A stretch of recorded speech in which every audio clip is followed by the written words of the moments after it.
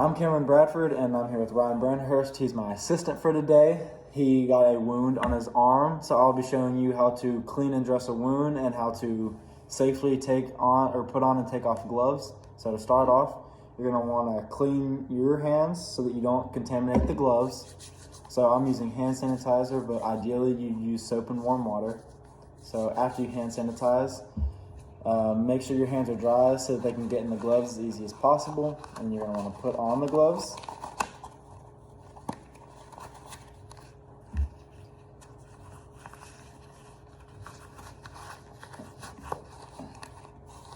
Okay, so after you put on the gloves, you're going to want to check the wound and make sure that there's no obstructions in it.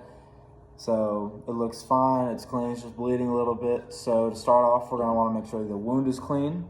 So once again, we're going to use hand sanitizer, but ideally you would use soap and warm water. Ow.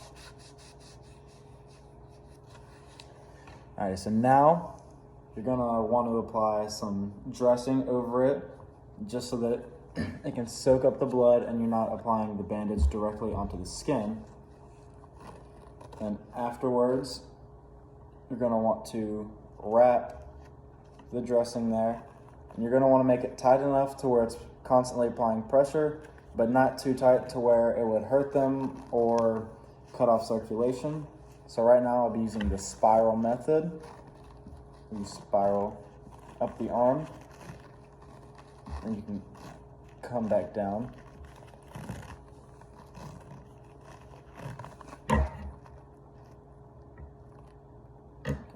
And then so you're going to want to tear the dressing off.